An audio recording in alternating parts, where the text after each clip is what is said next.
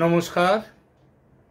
Calcutta dialogues থেকে মনোজ দাস খবরের অন্তরালের খবর নিয়ে হাজির হয়েছি। এখন ক্ষমতায় বসার আগে ঘুঁটি সাজাতে বসেছেন ট্রাম্প, তাতেই ফাঁসিতে ঝোলার ভয়ে কাঁপছে বাংলাদেশের কুচো বিপ্লবীরা। বিপ্লবী নয়, কুচো বিপ্লবী। বৈষম্য বিরোধী ছাত্র আন্দোলনের প্রধান সমন্বয়কদের অন্যতম দুই বড় মুখ হাসনাত আবদুল্লাহ ও সার্জিস আলম, এই দুজন এবারও উপদেষ্টা হওয়ার সুযোগ না পেয়ে স্বাভাবিকভাবে ক্ষোভে ফেটে পড়েছেন। এবং ক্ষোভে ফেটে পড়া মানেই হচ্ছে মনের মধ্যে ক্ষোভ চেপে না রাখা, বাইরে প্রকাশ করে দেওয়া, এবং সেগুলো বলেও দিয়েছেন তাদের সংবাদ মাধ্যমকে। চরিত্রগতভাবে এই দুজনই একটু বক্তা ধরনের লোক, একটু মুখর ধরনের মানুষ, খুব কথা বলেন। সমন্বয় থেকে উপদেষ্টা হয়েছেন তিনজন, তাদের মধ্যে অতি সম্প্রতি হয়েছেন মাহফুজ আলম, এর আগে নাহিদ ইসলাম এবং আসিফ আহমেদ সাজিব ভুঁইয়া। এদের মধ্যে সবচেয়ে ধুরন্ধর হচ্ছে মাহফুজ আলম। দেখবেন সবচেয়ে কম কথা বলে এই মাহফুজ আলম। নাহিদ ইসলাম এবং সজীব ভুঁইয়া এরা প্রথম দিকে কথা টথা কিছু বলতেন বটে, আজকাল কমিয়ে দিয়েছেন। ওরা সম্ভবত জানেন কথা বেশি বললে বাজে কথা বেরিয়ে আসে, সুতরাং যত কম বলবে তত কম বাজে কথা বেরোবে। প্রথম দিকে এমন সমস্যা হয়েছিল দুজনের, অনেক বেফাস কথা বলা জন্যে সমালোচিত হয়েছেন চারদিকে। হয়তো সে কারণেই চুপ করে থাকাটা এখন শ্রেয় মনে করেছেন। হাসনাত আবদুল্লাহ আর ওই সার্জিস সেই গোত্রের নন, হয়তো উপদেষ্টা হলে কম বলতেন, কিন্তু তা যখন নন তখন কম বলবেন কেন? আবার এমনও হতে পারে এই দুজনকে এই বলার দায়িত্ব এটা উপদেষ্টা সমন্বয়করা ওদের দুজনকে দিয়ে রেখেছিলেন, বলার পালা থাক ওদের ওপর, খারাপ ভালো যাই বলুক তার ভুগতে হবে তাদেরই।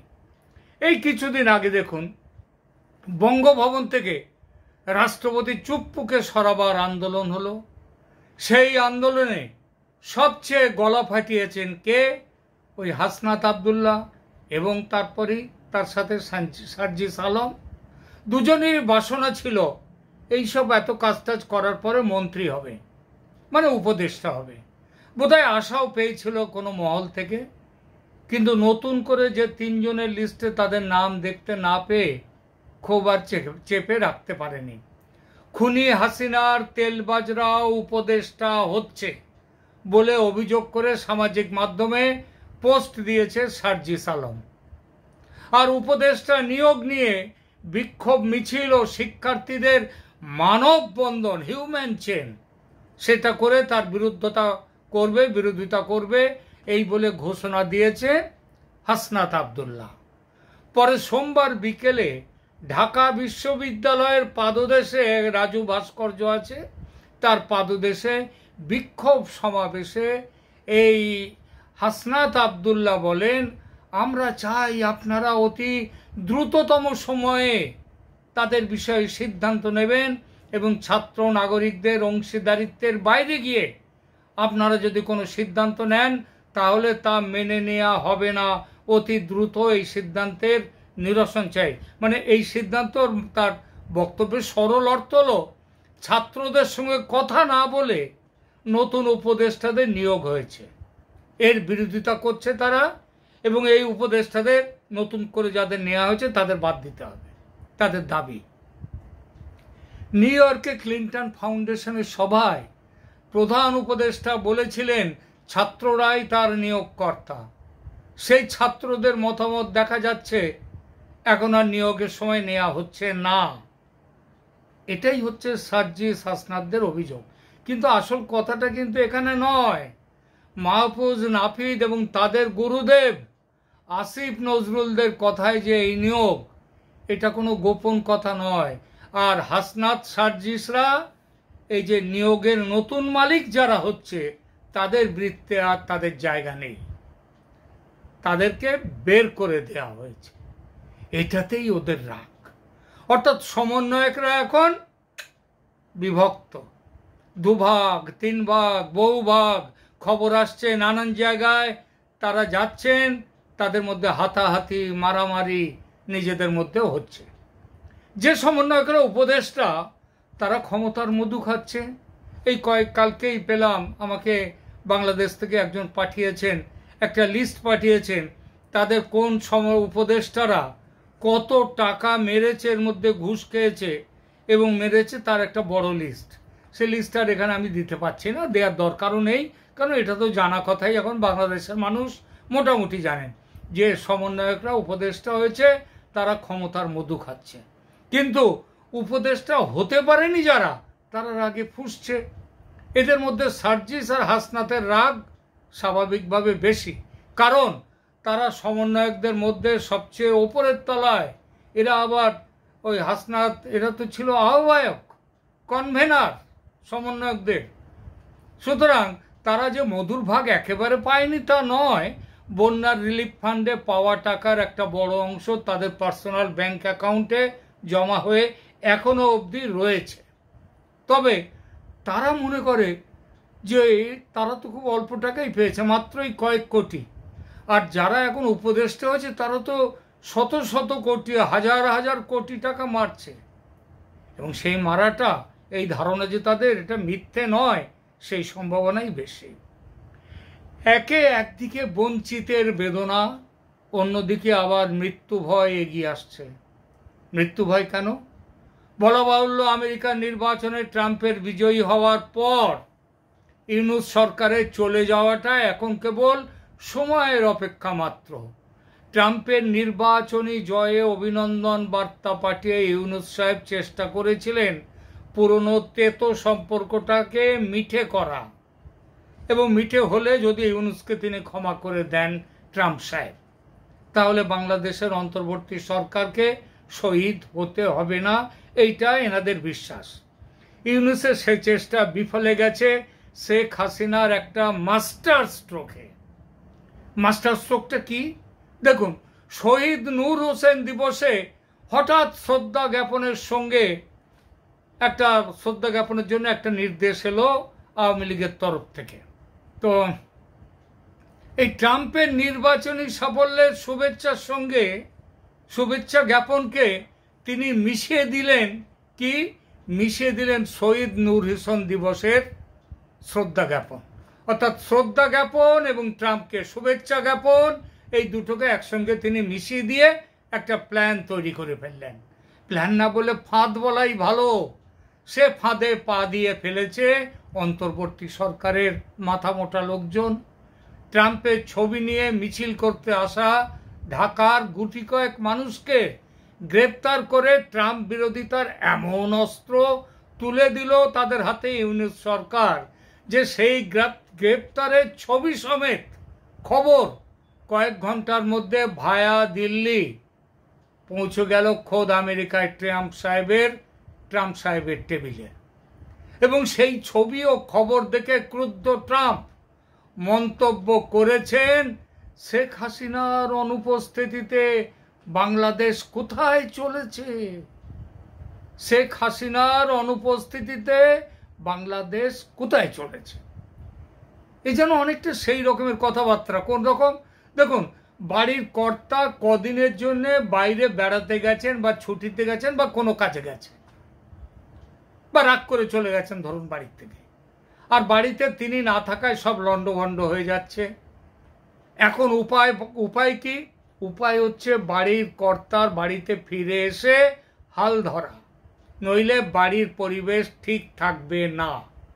ট্রাম্প যেন সেই কথাটাই বলেছেন তার অনুপস্থিতিতে। তিনি নেই, তিনি ছেড়ে চলে গেছেন, তাকে সরিয়ে দিয়েছে, এসব কোনো কথাই নয়। কি শব্দ চয়নগুলো দেখুন।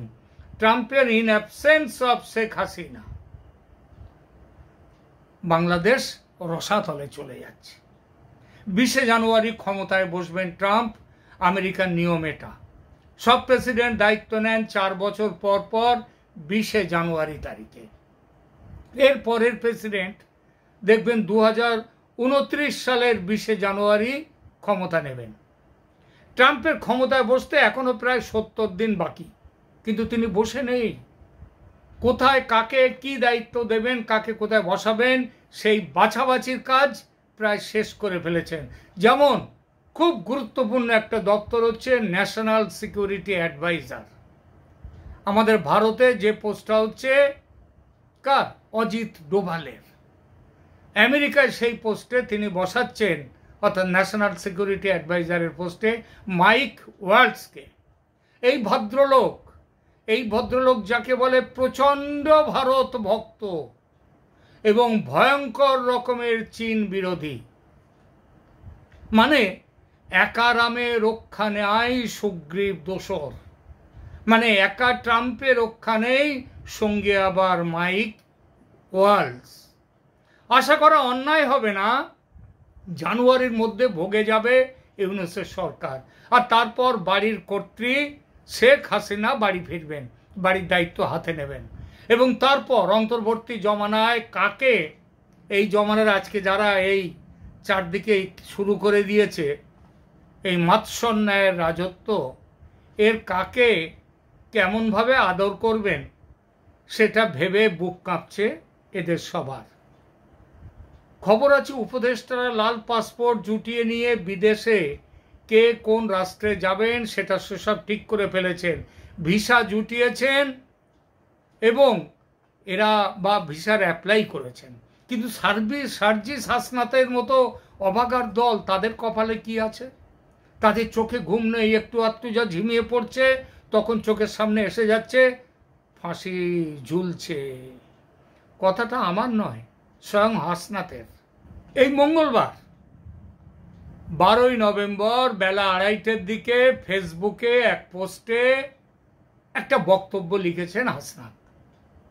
তিনি লিখেছেন রাজনীতিবিদরা হাত মেলাচ্ছে আর বিপ্লবীদের ফাঁসির দড়ি এগিয়ে আসছে। এই পোস্টে এর বাইরে আর কিছু বলেননি। তবে পোস্টের কমেন্টে অনেক মন্তব্য এসেছে এবং সেই সব কমেন্ট করেছে কারা? যারা হাসনাতের গুণমুগ্ধ, হাসনাতের সঙ্গে ঘোরাফেরা, হাসনাতের ভক্ত যারা, তারা কি বলছে? যে রাজনৈতিক দলগুলোর কর্মকাণ্ড এবং অন্তর্বর্তী সরকার যেসব পদক্ষেপ নিচ্ছে সেগুলো সন্দেহ করার মতো এবং হতাশ হয়ে যেতে হয় সেসবগুলো দেখে। তারা অনেকেই বলছেন এই সংবিধানের মধ্যে, এই সংবিধানের বিরুদ্ধে আন্দোলন করছি, অথচ এই সংবিধানের অধীনে রাষ্ট্রপতির কাছ থেকে সরকার শপথ নিয়েছে এবং এখনো নিচ্ছে। কে বলছে? হাসনাত। আহারে, শপথ নেওয়ার 3 মাস পরে এই সব কথা মনে পড়ছে, আগে মনে পড়েনি কেন রে ভাই? সেই আঙুর ফল টকের গল্প, সেইটা কি? এখন অনেক জ্ঞানের কথা মনে আসছে হাসনাতের। সোমবার ফেসবুকে লিখেছেন যুদ্ধ শুরু হলে রাজনীতিবিদরা অস্ত্র দেয়, ধনীরা রুটি দেয় আর গরিবরা তাদের ছেলেদের দেয়। যুদ্ধ শেষ হলে রাজনীতিবিদরা হাত মিলিয়ে নেয়, ধনীরা রুটির দাম বাড়ায়, কিন্তু গরিবরা তাদের ছেলেদের জন্য কবর খোঁজে। এটা একটা বিদেশি প্রবাদ। মানেটা হচ্ছে যে রাজনীতিবিদরা, মানে বিএনপি, এই আওয়ামী লীগ, এরা সব হাত মিলিয়ে নেবে। ধনীরা রুটি দেয়, যারা রাজনীতিবিদরা তো হাত মিলিয়ে নেবে, আর ধনীরা রুটির দাম বাড়িয়ে নেয়। এই ধনীর মধ্যে আছে ইউনূস একজন এবং তারই মতো যারা, তারা। আর গরিবরা, মানে হাসনাতের মতো যারা সাধারণ ঘর থেকে এসেছে, তাদের জন্যে কবর খুঁজতে হবে। ঠিক আছে, খুব ভালো কথা মনে করিয়ে দিয়েছ হাসনাত। আবু সঈদ, মুগ্ধ, এদের তো কারা মেরেছে? পুলিশ নাকি তোমাদের পেছনে যারা ছিল তারাই মেরেছে ওদের? হ্যাঁ, তাদেরকে মারার পর এইসব কথা মনে আসছে। আর একটা পোস্টে, ফেসবুক পোস্টে, সেখানটায় লেখা হয়েছে এই শেখ বশিরউদ্দিন, মোস্তফা সরোয়ার ফারুকি, এরা কেন জায়গা পেল? এই সরোয়ার ফারুকি ফারুকীর ভাই 4 বারের আওয়ামী লীগের এমপি। ফারুকী নিজে আওয়ামী লীগের কাছ থেকে প্রচুর সুবিধা নিয়েছে। তারপরে যখন শুরু হয়েছে এই আন্দোলন, সেই আন্দোলনের সময়, ছাত্র আন্দোলনের সময় কেবল একটু বিরুদ্ধ সুর দিয়েছে, কিন্তু দেখা গেল তারা ভালোভাবে থেকে সবকিছু করেও তাদের কেমন জায়গা পাকা পাকা হয়ে গেল, তারা উপদেষ্টা হয়ে গেল। এর সমালোচনা করে হাসনাত লিখেছে, বশির ফারুকীকে উপদেষ্টা করার প্রতিবাদ সভা থেকে গ্রেপ্তার হয়েছে যারা, মানে এদেরকে উপদেষ্টা করা হয়েছে বলে যেখানে যারা একটা প্রতিবাদ সভা হচ্ছিল সেখান থেকে গ্রেপ্তার করা হয়েছে যারা প্রতিবাদ করছিল। তিনি বলছেন এগুলো চরম ফাইজলামি, এগুলো ভণ্ডামি, আপনারা হাসিনা হয়ে ওঠার চেষ্টা কইরেন না। কে বলছে? হাসনাত। আপনারা মানে ইউনুস অ্যান্ড কোম্পানি, তাদেরকে। হাসিনারে তিনি আরো লিখছেন, হাসিনারাই থোড়াই কেয়ার করছি, উৎখাত করছি, আপনারা কোন হনু হইছেন? বেদে গেছে। শেখ বশিরউদ্দিন ও মোস্তফা সরোয়ার ফারুকীকে অন্তর্বর্তীকালীন সরকারের উপদেষ্টা করার প্রতিবাদে চট্টগ্রামে সেখানে তাওহিদি ছাত্র জনতার একটা ব্যানারে আয়োজিত এক সভা গন্ডগোলের ফলে পণ্ড হয়ে যায় এবং সেখান থেকে পুলিশ গ্রেপ্তার করে 5 জন যারা ওখানে প্রতিবাদ সভা করছিল তাদের। কি বুঝছেন? এই তো সবে শুরু। যত দিন যাবে তত এসব হবে, তত এরকম আলাপ শুরু হবে, সেই আলাপ ক্রমশ বিলাপ হবে এবং বিলাপ শেষ পর্যন্ত পরিণত হবে প্রলাপে। আলাপ থেকে বিলাপ, বিলাপ থেকে প্রলাপ, শুধু দেখে রাখুন। হাসিনা আসার জন্যে চরম বা পরম মুহূর্তটির অপেক্ষায় আছেন, সে মুহূর্ত খুব দূরে নয়। এখনকার মতো এখানেই থামছি। ভালো থাকবেন, ধন্যবাদ।